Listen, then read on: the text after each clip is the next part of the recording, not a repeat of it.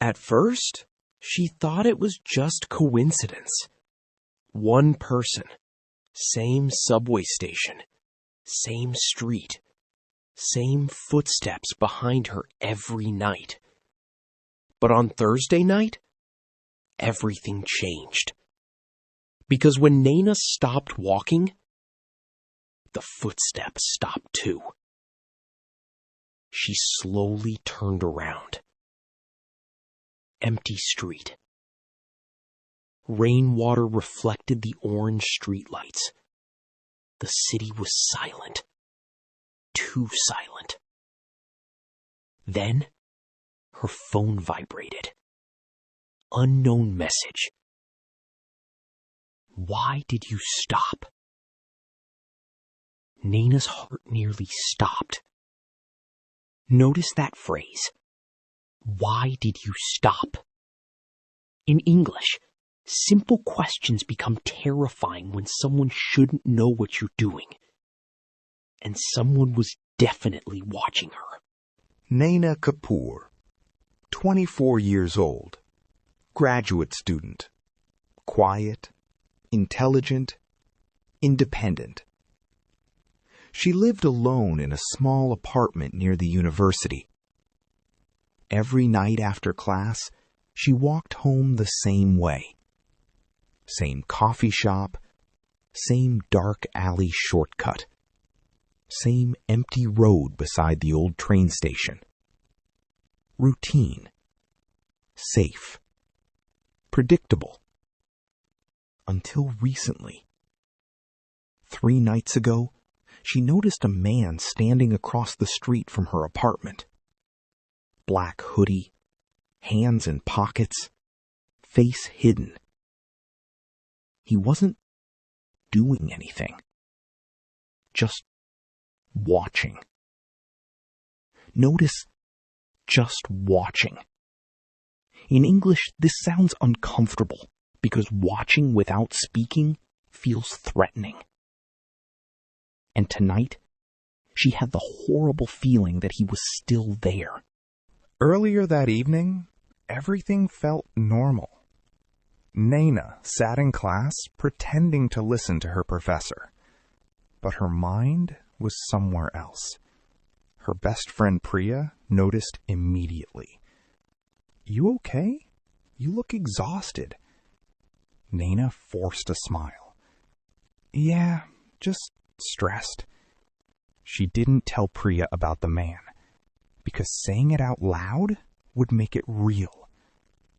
After class, she bought coffee and started walking home. That's when she heard it again. Footsteps. Slow. Steady. Behind her. Notice, saying it out loud. This means speaking something openly instead of hiding it inside your mind. And deep down, Naina already knew this wasn't coincidence anymore. She crossed the street suddenly. The footsteps crossed too. Faster now. Naina's breathing became uneven. Don't panic. Don't panic. She turned sharply around the corner near the train station, then quickly hid beside a wall, waiting, listening. The footsteps approached slowly. Closer. Closer. And then a man walked past her hiding spot. Black hoodie. Same height. Same figure. But he never looked toward her. He just kept walking. Naina exhaled shakily. Maybe she was imagining things after all. Then her phone buzzed again. Nice hiding spot. Her blood turned cold. She started running immediately. Past closed shops, past empty sidewalks. Her shoes splashed through rainwater as she ran faster and faster. Another message appeared. You should run faster. She almost dropped her phone. Her apartment was only 3 blocks away now. She could make it. She had to. Then she heard footsteps again. Running this time. Right behind her. Notice, you should run faster. In English, advice can sound threatening depending on the situation and tone. And whoever was behind her was getting closer. Naina finally reached her apartment building. She rushed inside and locked the entrance door behind her. Safe. Finally safe. Or so she thought. She stepped into the elevator, breathing heavily. The doors slowly began closing. Then a hand suddenly stopped them. Naina gasped. The man in the black hoodie stepped inside. Water dripped from his clothes onto the elevator floor. He pressed the button for the same floor she lived on. Floor 8. Her floor. Notice, or so she thought. We use this in storytelling when safety suddenly disappears. And now, she was trapped inside a small metal box with him. The elevator climbed slowly upward. Floor 3. Floor 4. Silence.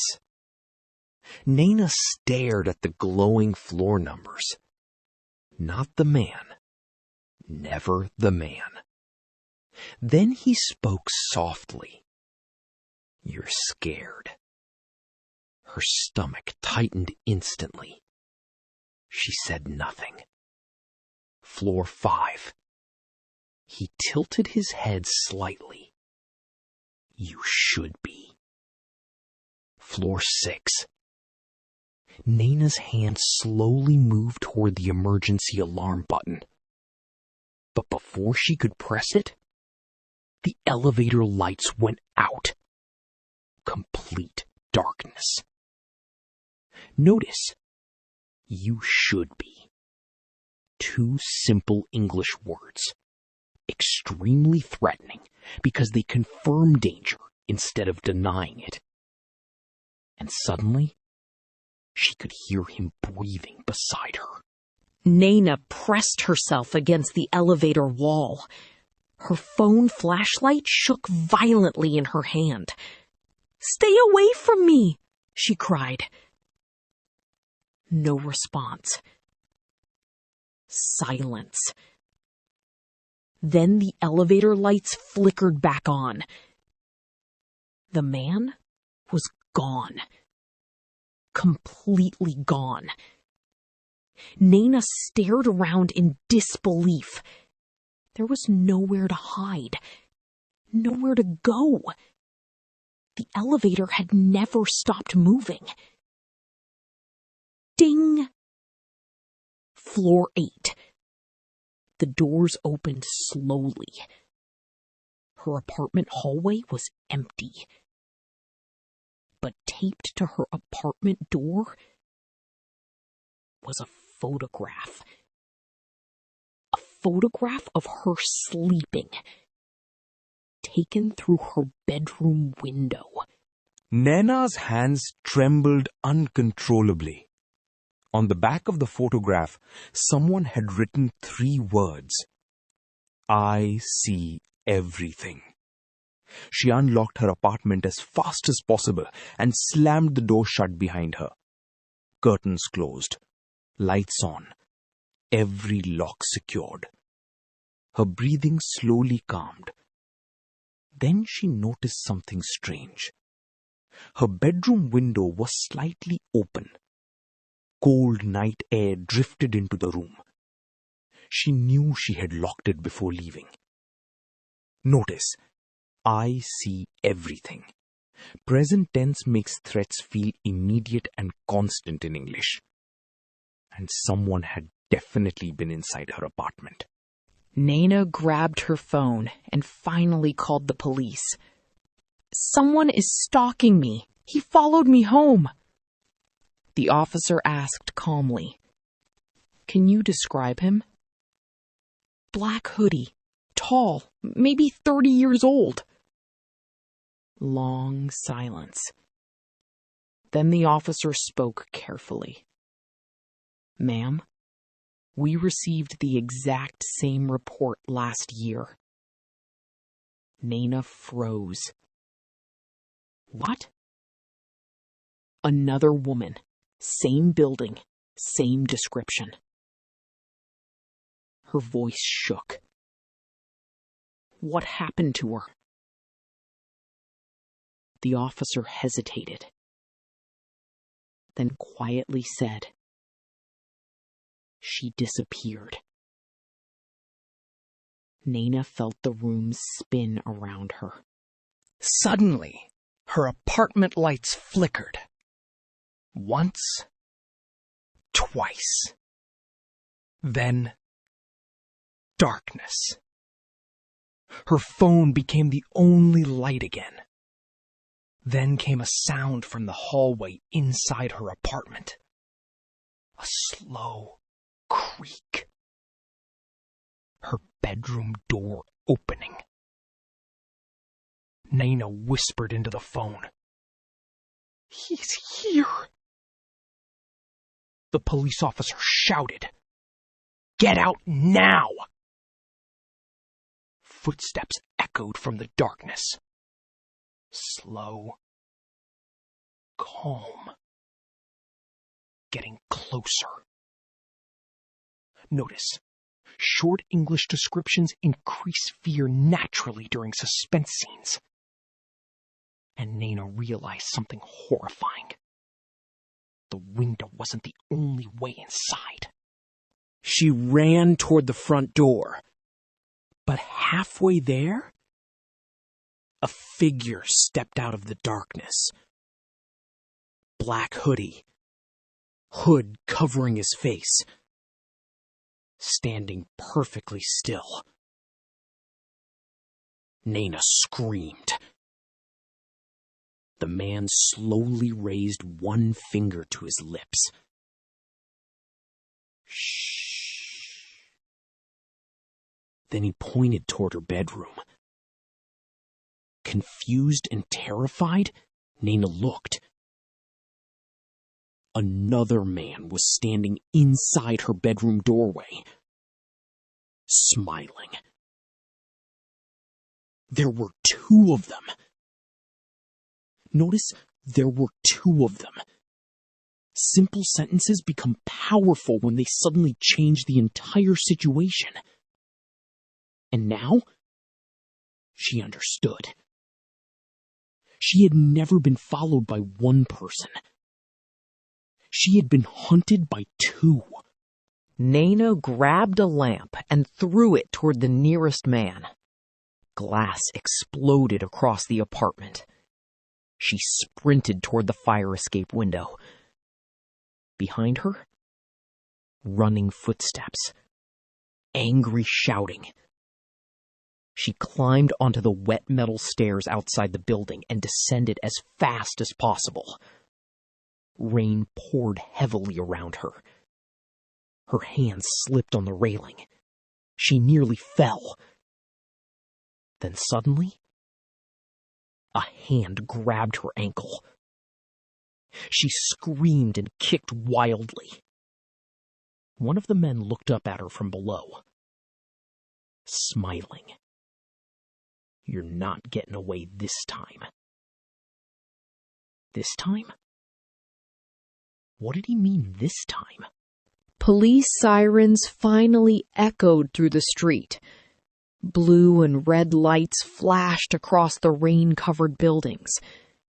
The men released her instantly and disappeared into the darkness. Police searched the area for hours. Nothing. No fingerprints, no security footage, no evidence. Almost as if the men had never existed. But they did find one thing. Inside Naina's apartment closet, hundreds of photographs. Photos of different women, taken secretly over many years. Every woman lived alone. Every woman disappeared eventually.